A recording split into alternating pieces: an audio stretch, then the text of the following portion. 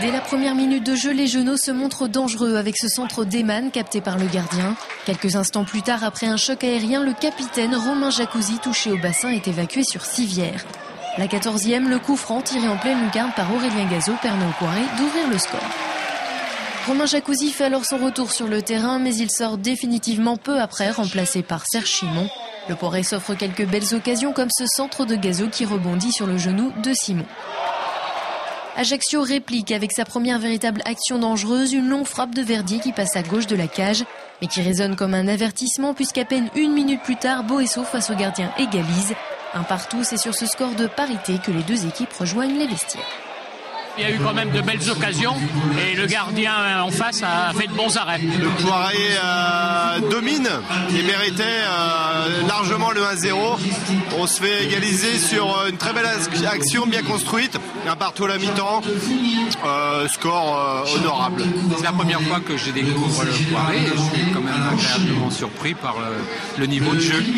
Très bonne mi-temps des deux équipes, mais il faut continuer pour gagner. Il faut faire un peu plus pour gagner. Pour le Poiré, j'entends. Je pense qu'ils vont mettre un but sur la deuxième mi-temps. Je voudrais bien que le Poiré gagne, parce que là, vraiment, c'est un beau match. C'est bien. Les Genoux reviennent sur le terrain avec le même esprit conquérant. À la 51e, Simon bute sur le gardien Clément Maury. Puis le coup franc de Gazeau est repoussé par le portier corse, ressollicité 3 minutes plus tard par le même Gazeau, qui voit ses plans une nouvelle fois contrariés. À la 78e, cette faute de Sément sur Gazeau lui coûte un carton rouge. À 11 contre 10, les locaux tentent toujours leur chance et sont tout près de trouver la solution à la 84e, mais Simon est signalé hors jeu. Côté corse, la frappe de Colloredo ne donne rien. On entre dans le temps additionnel. La tentative de Simon est repoussée dans un premier temps, mais il est ensuite bousculé par Bocomiagno qui écope d'un carton rouge. Le joueur met près de 2 minutes à quitter le terrain, mais Burgo garde son sang-froid et donne l'avantage au Poiré Survie.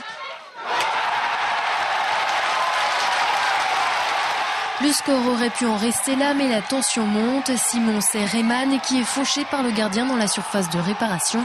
3e carton rouge pour Ajaccio, 2e pénalty pour le Poiré Survie. Aurélien Gazeau s'en charge et conclut la victoire Genotte 3-1.